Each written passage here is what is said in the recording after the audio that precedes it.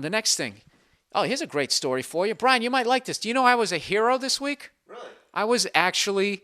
I did something heroic. I have never done anything heroic in my life. Okay? And believe me, I've walked by house fires and saw people screaming, saying, there's a ladder right there. Just put it up. And I walked away. Pretended like I didn't hear him. I'm that kind of a fucking guy. No, this is the deal. It was Sunday. And, people go to brunch on Sunday. I'm like, all right, fuck it. I'll go to brunch, right? Remember that bit? Huh? Pays $18. Is that asbestos? Is that asbestos? How did that bit go? Is that asbestos? I thought it was pesto. It's asparagus. I can't even remember. So we go to brunch, and, it's the usual shit. Do you want to sit inside? Do you want to sit outside? As a redhead, I'm always going inside. Let's fucking sit inside. I got enough freckles. I've had enough fucking pain in my life. Please, let's sit inside. But, I'm always with broads because they always want to go to brunch. Let's sit outside. It's so nice. It's always fucking nice when they go to brunch. It's never raining, is it? Right? So, all right, let's sit outside. So we sit outside. And because I'm the gentleman, I have to sit with my back to the road so I can brace, and protect my girlfriend and her mom in case a bread truck comes flying in because the guy's text messaging or something, right?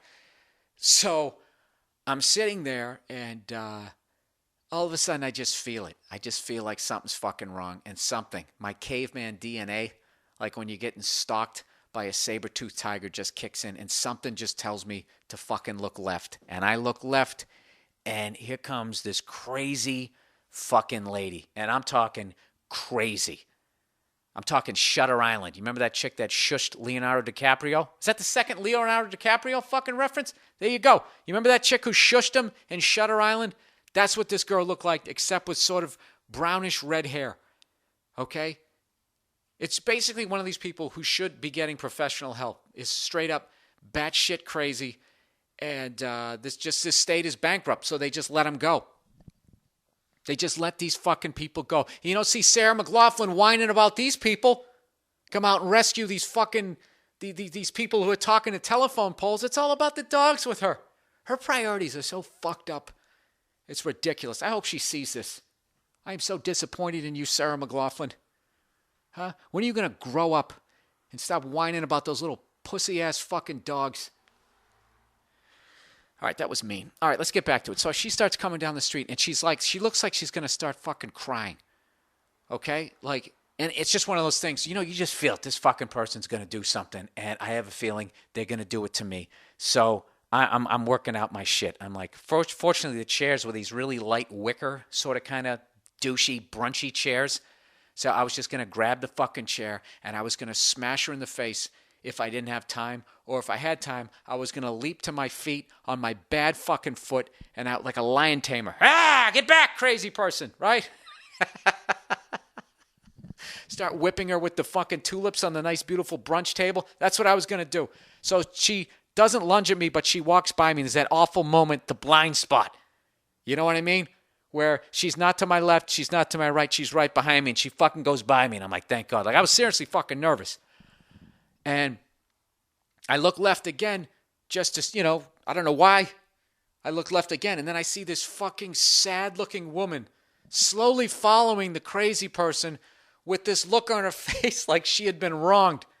Next thing I fucking know, she's talking to the table next to us and talking to us, talking about how that crazy woman had just walked up to her, reached up to her sweater, and just fucking ripped. I don't know if she had a brooch. She just fucking took it off her chest and walked away with it.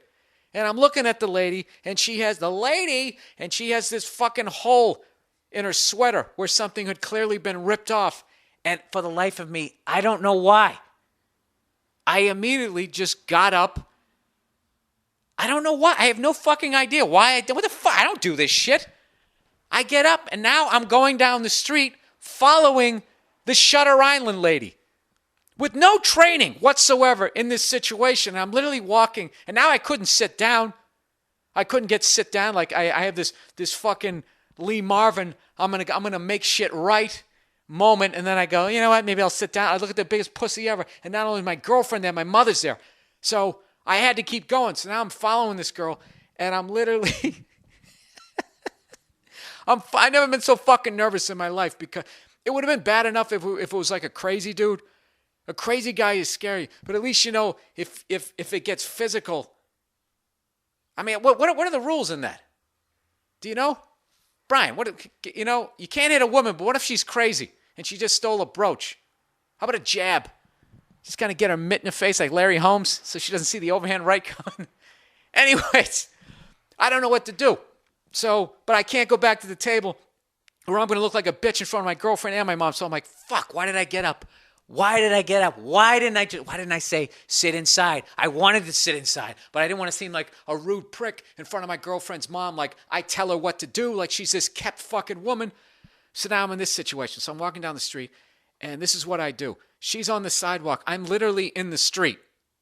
Okay? I'm like, is that circumnavigation? I'm doing some police shit where I'm staying outside of whatever she can throw at me, scratching. It's one of these people, you got to get like a tetanus shot if you roll around the ground, or hepatitis or some shit. So I'm like, what am I going to do? What do I do? So I don't know what happened. I just said, I just started going, hey, sweetheart. Hey, sweetie. I think I started calling her affectionate names from like the 1940s. Hey, fucking tall drink of water. And I finally got her attention. And she turns around and looks at me with this crazy look with tears in her eyes. And I just say, I think you have something that doesn't belong to you. And meanwhile, this fucking pathetic lady who just let her walk up to her to begin with. It's like you didn't see that she was crazy. That's why I'm in this situation, right? She ends up walking up to the girl. And when I said, I think you have something that doesn't belong to you, she just sort of looked at me like in slow motion, lifted up her left arm. And she had this green pea soup looking sweater on. And she had the brooch pinned to like just right around her wrist, and she just held it up. So at this point, I'm like, I'm not touching this bitch.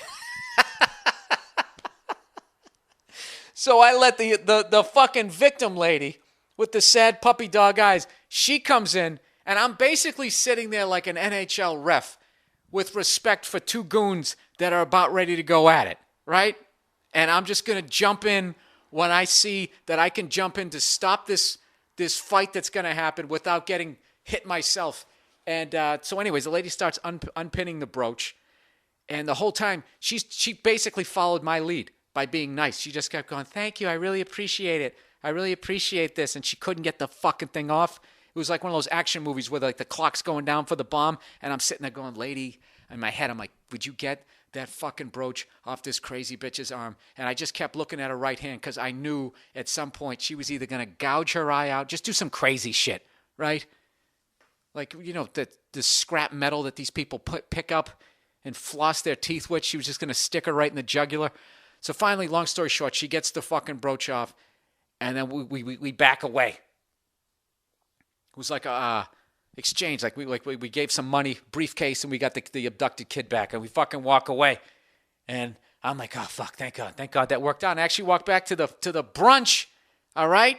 Walked back to the brunch, and I got a fucking applause break from like all these people eating eggs Benedict and eggs Florentine. It was fucking awesome. I was a goddamn hero this week, people. A scared, nervous fucking hero. Dude, I'm telling you, Brian, I didn't come within 7 feet of this woman.